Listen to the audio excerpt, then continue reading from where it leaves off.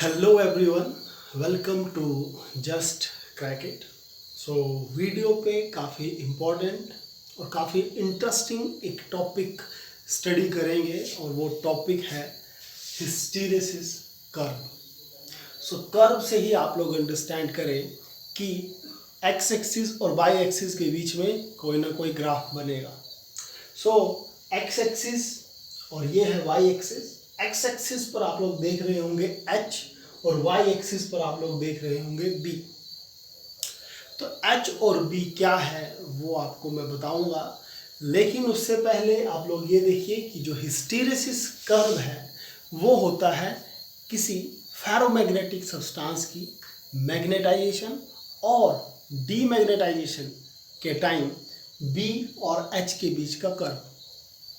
So what is B और what is H वो आप लोग देखिए।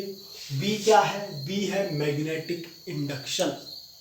Okay, what is B? B is magnetic induction और एच है मैग्नेटाइजिंग फील्ड।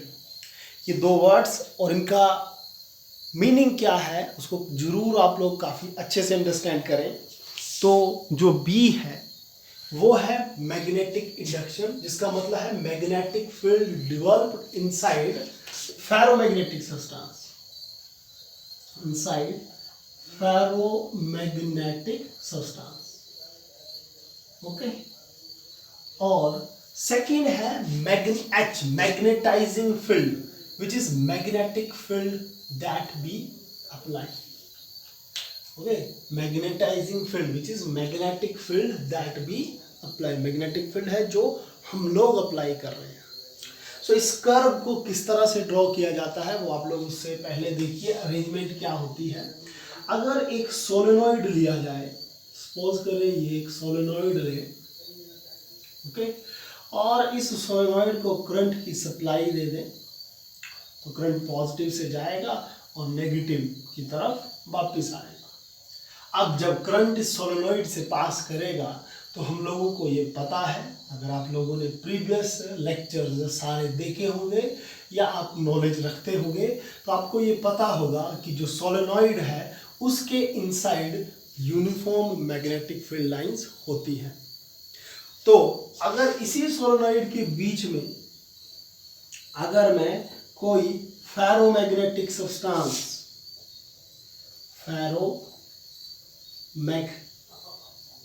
मैग्नेटिक सब्सटेंस,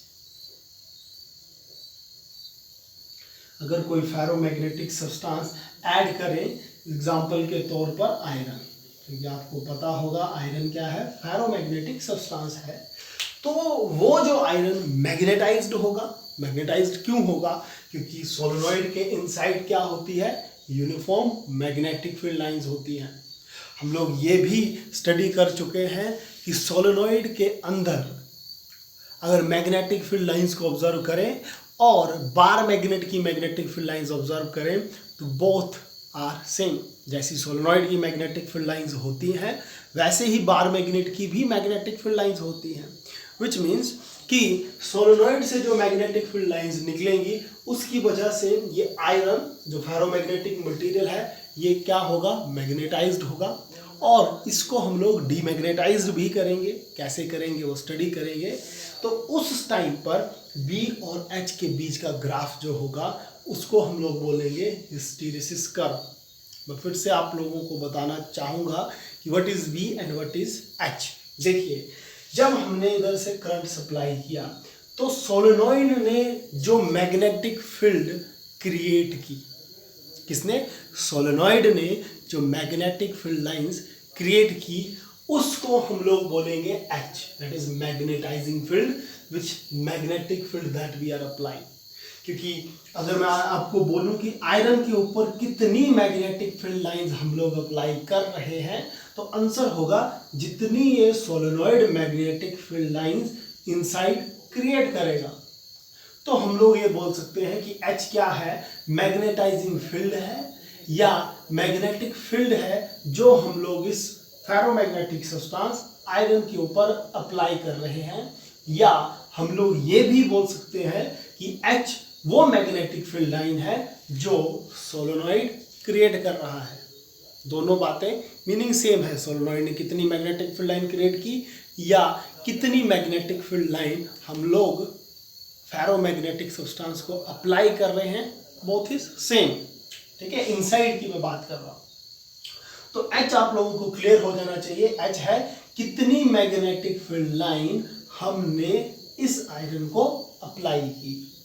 अब आयरन के ऊपर जो हमने अप्लाई की मैग्नेटिक फील्ड, तो उसके रिजल्ट क्या होगा, ये मैग्नेटिक फील्ड अपनी भी डेवलप करेगा, क्योंकि हम लोगों को ये पता है ferromagnetic substance magnetic field lines में अपने आप को मैग्नेटाइज्ड करते हैं in the direction of applied magnetic field lines. तो उस करके ये अपनी जो मैग्नेटिक फील्ड लाइंस डेवलप्ड होगी इसके अंदर, इस बार के अंदर, इस आयरन के अंदर, उसको बोला गया है बी मैग्नेटिक इंडक्शन। और इजी वर्ड में मैग्नेटिक इंडक्शन का मतलब है magnetic field developed inside ferromagnetic substance. इसके अंदर जो फेरोमैग्नेटिक सब्सटेंस के अंदर जो मैग्नेटिक फील्ड लाइन डेवलप हुई वो है बी। सो आई होप अब आप लोगों को बी और एच के बीच में का डिफरेंस क्या है वो आपको समझ आया होगा। अब आप लोग इसको काफ़ी अच्छे से सुनना, और जो भी पर्टिकुलर बुक आप लोग रीड कर रहे हैं उससे ज़रूर रीड करें। मैं इस टॉपिक की हर एक बात आपको काफ़ी इजी वे में अंडरस्टैंड करवा दूंगा, लेकिन आप लोग हर बात को काफ़ी फोकस के साथ सुनना। तो जब बी और एच के बीच में ग्राफ बनाने हम लोग जाएंगे, आप लोग ये डायग्राम और ये डायग्राम बनाना एग्जाम में, लेकिन ये जो मैं भी बनाऊंगा ये सिर्फ आप लोगों की अंडरस्टैंडिंग के लिए बनाऊंगा। इस डायग्राम को यूज मत करना, ठीक है। ये डायग्राम जो करंट का साइकिल होगा, करंट की अगर साइकिल की बात करें तो आपको पता होगा करंट का साइकिल इस तरह से होता है, AC साइन वेव। ये करंट की पीक वैल्यू होगी ये वाली, ठीक है। और फिर करंट डिक्रीज करना स्टार्ट करता है, फिर इंक्रीज करेगा इस तरह से, और फिर डिक्रीज करता है, ठीक है। ये आप लोगों को पता होगा। स्टार्टिंग में सपोज करें कि सोलेनॉइड पर क्या हुआ, जो ये करंट की सप्लाई हुई वो इंक्रीज करना स्टार्ट हुई। ओके, स्टार्टिंग में करंट की सप्लाई क्या हुई, वो इंक्रीज करना स्टार्ट हुई। आप लोग माइंड पे रख सकते हैं इस स्टेज के, ठीक है। तो फिर से रिपीट कर रहा हूं, ये डायग्राम मत ड्रॉ करना, सिर्फ आप लोगों की अंडरस्टैंडिंग के लिए मैं ये डायग्राम बना रहा हूं बोर्ड पर। इस डायग्राम की मैं बात कर रहा हूं, ये और ये इंपॉर्टेंट है, ठीक है। ये डायग्राम आप लोग सिर्फ अंडरस्टैंडिंग के लिए। तो आप लोग इससे सिर्फ ये देखिए कि स्टार्टिंग में when we will increase the current, okay, when we will increase the current, then क्या होगा। अगर करंट इंक्रीज किया तो सोलेनॉइड के अंदर जो मैग्नेटिक फील्ड लाइंस बन रही थी, ओके, सोलेनॉइड के अंदर जो मैग्नेटिक फील्ड लाइंस बन रही थी वो भी करंट के इंक्रीज होने के साथ वो भी इंक्रीज करना स्टार्ट करेंगी। स्टार्टिंग में ये होगा, और जो इसके अंदर मैग्नेटिक फील्ड लाइंस बनी है वो है H। तो स्टार्टिंग में क्या हुआ, H को इंक्रीज किया तो क्या होगा, इस आयरन की अगर मैं फेरोमैग्नेटिक की अगर आपने इलेक्ट्रॉन थ्योरी अच्छे से समझी होगी, इलेक्ट्रॉन थ्योरी अच्छे से समझी होगी, ये सेकंड डायग्राम भी ड्रॉ ना करें, सिर्फ अंडरस्टैंडिंग के लिए। अगर डोमेन थ्योरी आपको याद होगी तो डोमेन थ्योरी में क्या था कि जो इलेक्ट्रॉन्स होते हैं डोमेन्स में, जो एटम्स होते हैं डोमेन के अंदर, उनका जो मैग्नेटिक डाइपोल मूवमेंट होता है वो रेंडमली ओरिएंटेड होता है। स्टार्टिंग में कुछ इस तरह से डोमेन्स के अंदर एटम्स होंगे, तो जैसे ही मैंने करंट इंक्रीज किया, करंट की वैल्यू इंक्रीज होना स्टार्ट हुई, ये था 0 और फिर इंक्रीज होना स्टार्ट हुई, तो H की वैल्यू इंक्रीज होना स्टार्ट हुई। H का मतलब है सोलेनॉइड में जो मैग्नेटिक फील्ड लाइन क्रिएट की वो इंक्रीज होना स्टार्ट हुई। अगर वो इंक्रीज होना स्टार्ट हुई तो इसको ज़्यादा, आयरन को भी मैग्नेटिक फील्ड लाइन इससे भी ज़्यादा पास होना स्टार्ट होगी। अगर इससे ज़्यादा पास होना स्टार्ट होगी तो इसके अंदर जो डोमेन्स हैं उस पर जो मैग्नेटिक डाइपोल मूवमेंट की जो अलाइनमेंट है वो भी एक डायरेक्शन में होना शुरू कर देगी। तो इस करके आयरन भी मैग्नेट बनना स्टार्ट कर देगा, आयरन के अंदर भी मैग्नेटिक बिहेवियर आना स्टार्ट हो जाएगा। तो जैसे जैसे मैं H को इंक्रीज करूंगा, क्योंकि जैसे जैसे करंट बढ़ेगा तो H इंक्रीज होगा, और जैसे जैसे H इंक्रीज होगा तो B भी इंक्रीज होगा, और B का मतलब है आयरन का मैग्नेट बनने वाला बिहेवियर भी इंक्रीज होगा। तो उस ग्राफ को किस तरह से शो करेंगे, कुछ वो ग्राफ इस तरह से शो किया जाता है। ओके, जिसका मतलब ये है कि जैसे जैसे H इंक्रीज हुआ B भी इंक्रीज हुआ, लेकिन फिर इस पॉइंट पर जाकर आप लोग ग्राफ देखेंगे तो एक स्लोप बिल्कुल स्ट्रेट सा आना स्टार्ट हो जाएगा, और इस पॉइंट को मैं P बोलूंगा, और इसको हम लोग बोलते हैं saturation point. Saturation point, okay, इसको बोलूंगा मैं सैचुरेशन पॉइंट। अब बात को अंडरस्टैंड करें कि पॉइंट P सैचुरेशन पॉइंट क्या है और क्यों ये स्लोप आगे जाकर इस तरह से हुआ। सपोज करें कि इसके अंदर 100 पूरे 100 मेरे पास एटम्स हैं, और हर एटम का अपना मैग्नेटिक डाइपोल मोमेंट होगा। तो सपोज करें कि जैसे ही करंट की वैल्यू पीक पे गई और H भी अपना इंक्रीज करता गया, जैसे जैसे करंट इधर से बढ़ता गया तो H भी अपना बढ़ता गया, और H जैसे बढ़ा तो इन सब ने, मान लीजिए सबसे पहले 100 जो एटम थे उसमें से 10 एटम ने अपने आप को अलाइन किया, फिर 20 एटम ने अपने आप को मैग्नेटिक फील्ड H की डायरेक्शन में अलाइन कर लिया, फिर इस तरह से 60 ने अलाइन किया, फिर एक पॉइंट ऐसा आएगा कि 100 के 100 जितने भी ये सारे होंगे, 100 अगर सपोज करें, उन सभी ने अपने आप को H की डायरेक्शन में अलाइन कर लिया, और जैसे ही H की डायरेक्शन में सारे अपने आप को मैग्नेटिक डाइपोल मोमेंट हर एटम का उस डायरेक्शन में अलाइन हो जाएगा, तो आयरन के अंदर जितनी मैग्नेटिक प्रॉपर्टी आनी थी वो इसके अंदर प्रॉपर्टी आ चुकी है। अब चाहे मैं H की वैल्यू जितनी ज्यादा इंक्रीज करता चलूं, लेकिन आयरन इससे ज्यादा मैग्नेट नहीं बनेगा, विच मीन्स इसके अंदर मैग्नेटिक फील्ड जो डेवलप हुई, इससे ज़्यादा मैग्नेटिक फील्ड या मैग्नेटिक बिहेवियर इसके अंदर और डेवलप्ड नहीं होगा, क्योंकि इसके अंदर जो हमने अज्यूम किया था 100 एटम्स हैं, उन्होंने अपने डाइपोल मूवमेंट को एक डायरेक्शन में अलाइन कर लिया है। तो इसके नेक्स्ट अगर मैं H को इंक्रीज करता भी जाऊं, B जो होगा वो फिक्स्ड होगा, और ये सैचुरेशन पॉइंट वो ही बताता है, चाहे मैं H जितना मर्जी इंक्रीज करता चलूं, B की वैल्यू फिक्स्ड हो चुकी है, B ने अपनी वैल्यू फिक्स्ड ले ली है। ओके, B ने अपनी वैल्यू फिक्स्ड ले ली है इस पॉइंट पर, और उसी पॉइंट को हम लोग बोलते हैं सैचुरेशन पॉइंट।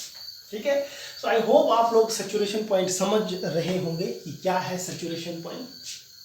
अगर इजी वर्ड में मैं इस चीज को एक्सप्लेन करूं तो saturation point is a point where, आप लोग ये डेफिनेशन लिखिएगा, saturation point is a point where the value of magnetic induction is constant, it becomes saturated no matter how much we will increasing the value of magnetizing field, that is H की value जितनी मर्जी increase करते जाए, V fixed बन चुका है। इस point को बोलेंगे सैचुरेशन पॉइंट। अब इससे नेक्स्ट क्या होता है, इससे नेक्स्ट आप लोग देखें कि मान ले करंट की वैल्यू H की वैल्यू पीक पे चली गई, देन फिर करंट डिक्रीज करना स्टार्ट किया हमने। ठीक है, इस पॉइंट से आगे आए, करंट डिक्रीज होना स्टार्ट हुआ। ठीक है, अब क्या होगा, जैसे ही करंट डिक्रीज होना स्टार्ट होता है तो इसका जो ग्राफ देखा जाता है वो कुछ इस तरह से आता है, और इस पॉइंट को P और इसको बोला गया है Q। तो ऑब्जर्वेशन की बात यह है कि ग्राफ उसी पाथ पर वापस ना आकर उसने अपना एक नया पाथ लिया, P से Q की तरफ गया।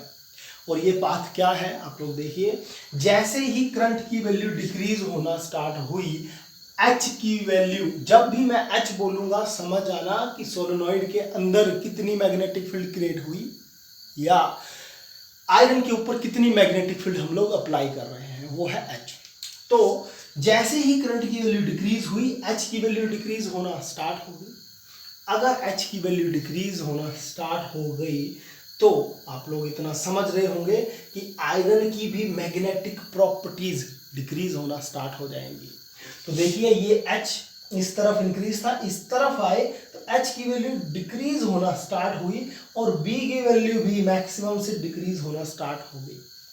लेकिन इस पॉइंट Q को काफी अच्छे से ऑब्जर्व करें, आप लोग ये देखेंगे कि पॉइंट Q पर H की वैल्यू देखिए, H को अगर देखें तो H is 0, okay, H is 0 but B is not equal to 0, okay.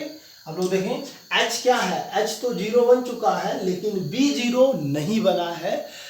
इसका मतलब क्या हुआ, इसका मतलब ये है जैसे करंट डिक्रीज होना स्टार्ट हुआ, H की वैल्यू डिक्रीज करती गई और एक पर्टिकुलर पॉइंट ये आया कि जो सोलेनॉइड के अंदर मैग्नेटिक फील्ड लाइंस हम लोग क्रिएट करवा रहे थे वो 0 हो चुकी है, कोई मैग्नेटिक फील्ड लाइंस उसके अंदर नहीं है। लेकिन जो आयरन उसके अंदर प्लेस्ड है उसके अंदर मैग्नेटिक बिहेवियर है, उसकी मैग्नेटिक फील्ड 0 नहीं हुई। सोलेनॉइड ने तो मैग्नेटिक फील्ड 0 कर दी जब करंट 0 हुआ, लेकिन आयरन के अंदर मैग्नेटिक प्रॉपर्टी रिटेन हो चुकी है, कुछ मैग्नेटिक प्रॉपर्टी उसके अंदर है, विच मीन्स वो मैग्नेट की तरह बिहेव कर रहा है। और उस पॉइंट को हम लोगों ने किया है शो बाय पॉइंट Q। तो इसका मतलब देखिए B is not equal to 0, B की वैल्यू है क्योंकि V y एक्सिस पर है और H की वैल्यू तो 0 है। और इस पर क्या है, आयरन के पास मैग्नेटिक बिहेवियर है जिसको बोलेंगे कि उसने मैग्नेटिक बिहेवियर रिटेन करके रखा है और इस पॉइंट को बोलते हैं हम लोग रिटेंटिविटी।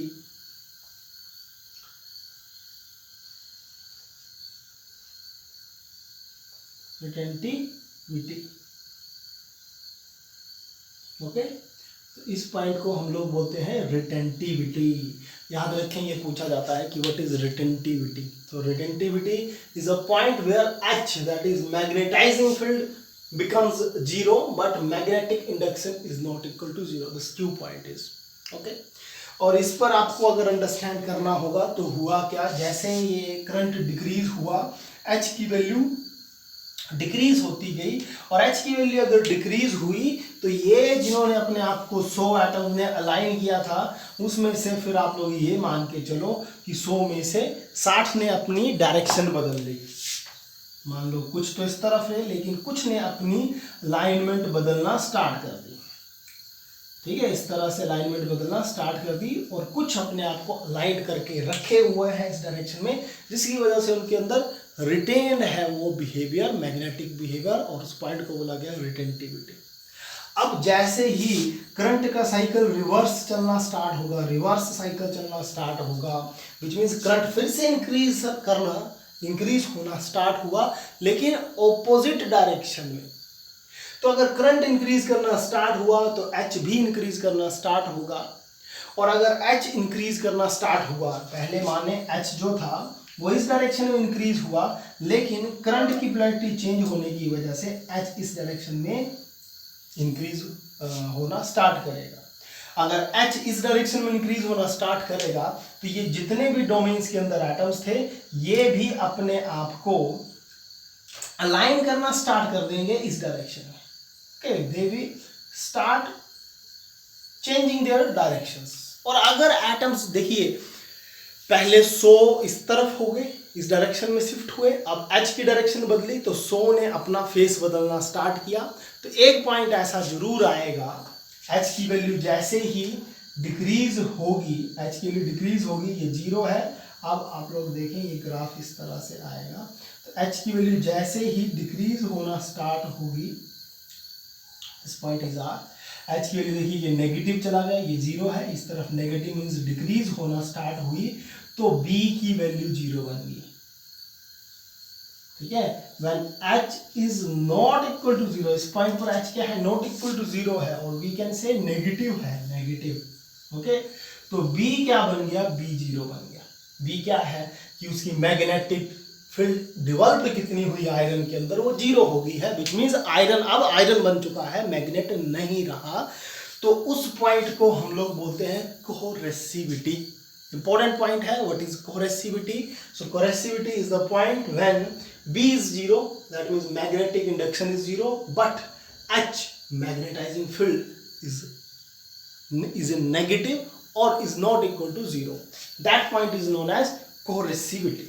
Okay, तो बोर्ड पे स्पेस की जरूरत पड़ रही है तो ये डायग्राम में डिक्रीज करता हूँ, मिटाता हूँ. So point is coercivity.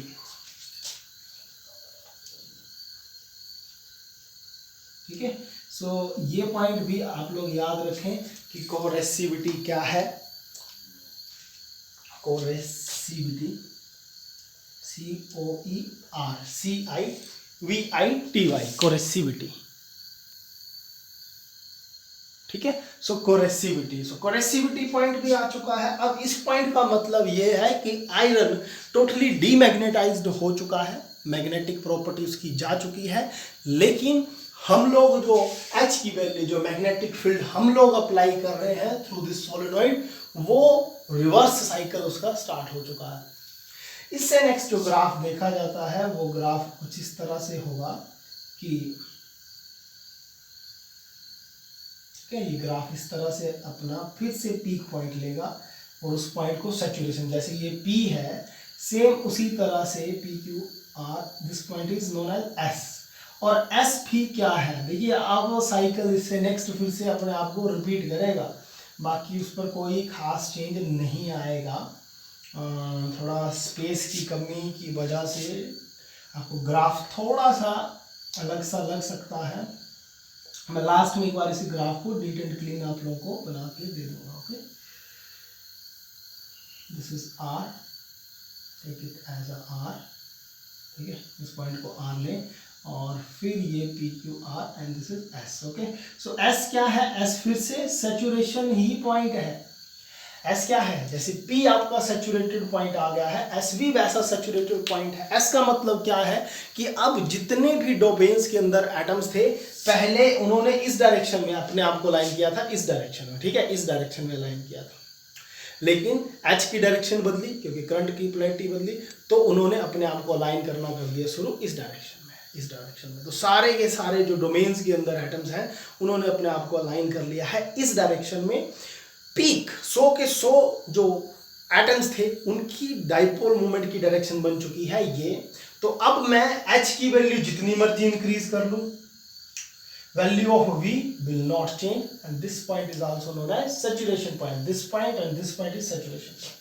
इससे नेक्स्ट क्या होगा, इससे नेक्स्ट ये ग्राफ अपने आप को रिपीट ही करेगा, ये कुछ इस तरह से वापस जाएगा.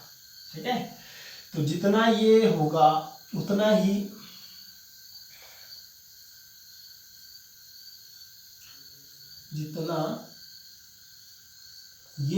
उतना ही इस तरह से वापस जाएगा. This point is PQRS and take it as a T.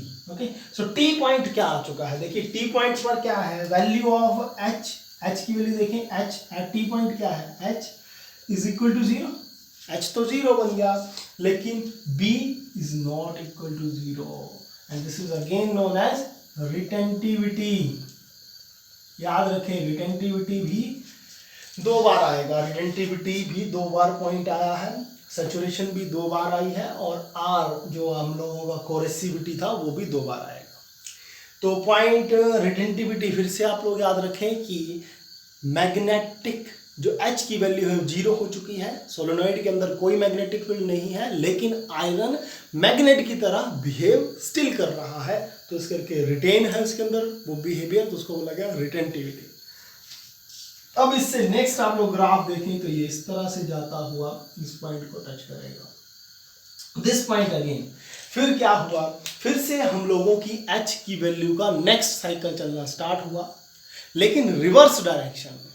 Okay, पूरा साइकिल कंप्लीट हो चुका है. इस तरह से करंट बढ़ा, फिर डिक्रीज हुआ, फिर करंट बढ़ा, फिर डिक्रीज हुआ, अब नेक्स्ट साइकिल चल पड़ा इस पॉइंट से आगे.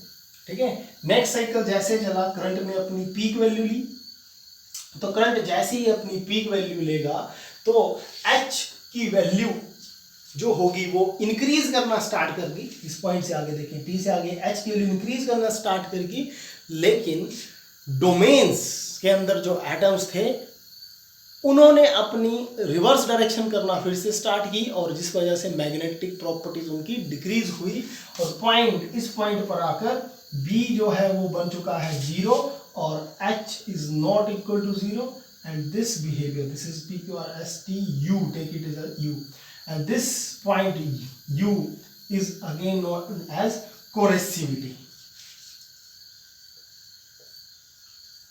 Okay, coercivity, COER, coercivity. Okay, और फिर उससे आगे फिर से ये ग्राफ अपने आप को रिपीट कर रहा है. आई होप आप लोगों को ग्राफ की मेन टर्म्स है कोरेसिविटी, रिटेंटिविटी, सैचुरेशन पॉइंट्स, ये क्लियर हुआ होगा. आप लोग जरूर एक बार बुक से रीड करें, क्योंकि इतना सारा मेरे लिए लिखना थोड़ा डिफ़िकल्ट है, बोर्ड पे स्पेस काफ़ी कम है. लेकिन फिर भी कोई पर्टिकुलर आपको कन्फ्यूज़न हो तो आप लोग कमेंट करें. और ग्राफ पे मैक्सिमम टर्म्स, मैक्सिमम के ओवरऑल ग्राफ जो है वो क्लियर है. डेफिनेशन एक जरूर ऐड करें. What is hysteresis curve? The curve between B and H during magnetisation and demagnetisation of ferromagnetic substances is known as hysteresis curve. अब बात करते हैं कि जब ये मैग्नेटाइजेशन और डीमैग्नेटाइजेशन होती है, ठीक है, जब इस मैग्नेट की मैग्नेटाइजेशन और जो डीमैग्नेटाइजेशन हुई तो उस पॉइंट पर क्या हुआ? लॉस हुआ. Loss in the form of heat होता है. जब मैग्नेटाइजेशन और डीमैग्नेटाइजेशन करेंगे inside the solenoid of a ferromagnetic substance, then there will be loss of energy in the form of heat. और अगर उस लॉस को पर यूनिट वॉल्यूम कैलकुलेट किया जाए, loss per unit volume, that will be equal to area under BH graph. Important point है, याद रखें कि loss per unit volume is equal to area under BH graph.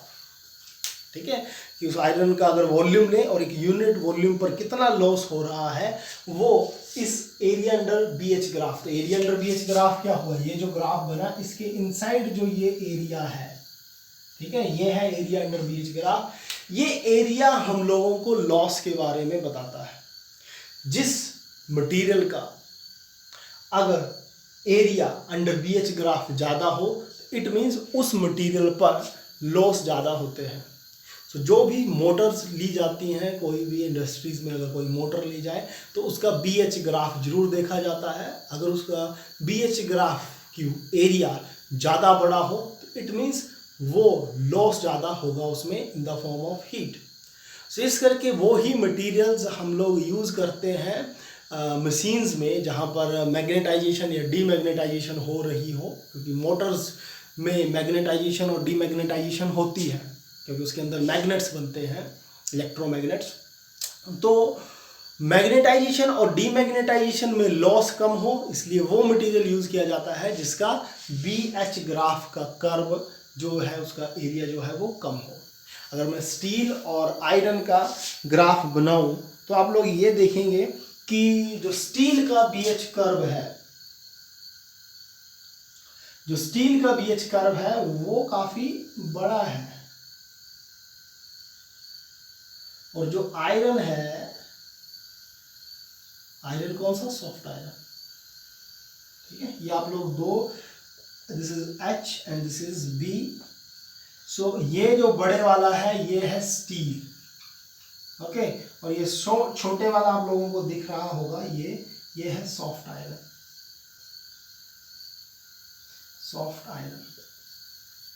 तो अगर आप लोग स्टील और सॉफ्ट आयरन का BH ग्राफ देखें तो आप लोग देखेंगे कि सॉफ्ट आयरन का BH ग्राफ जो है वो काफ़ी छोटा है, उसकी जो एरिया है वो काफ़ी कम होता है, और स्टील का काफ़ी बड़ा होता है. इस करके सॉफ्ट आयरन पर कम लॉस होता है as compare to steel. So main point आप लोगों के लिए इतना ही है कि area under this BH graph tells us about the loss in that material during magnetization and demagnetization of that material. So I hope आप लोगों को लेक्चर क्लियर हुआ होगा. फिर भी पर्टिकुलर कुछ कन्फ्यूज़न हो तो आप लोग ज़रूर कमेंट करें. आप लोगों के लिए मैं ज़रूरी ये ही बोलूँगा कि एक बार लेक्चर अटेंड करें, देन जो भी आप लोग बुक यूज़ कर रहे हैं उस बुक से जाकर उसको रीड करें, वर्ड्स को समझें, अंडरस्टैंड करें, आपको ईजिली समझ आएगा. देन वीडियो एक बार फिर से देखें. कुछ टर्म्स आप लोगों को कंफ्यूज कर रही हैं तो वीडियो को थोड़ा फॉरवर्ड या बैकवर्ड करके अंडरस्टैंड करें। लेकिन अगर फिर भी कोई पर्टिकुलर प्रॉब्लम आए तो कमेंट करें, I will definitely going to reply you. So thank you and good luck.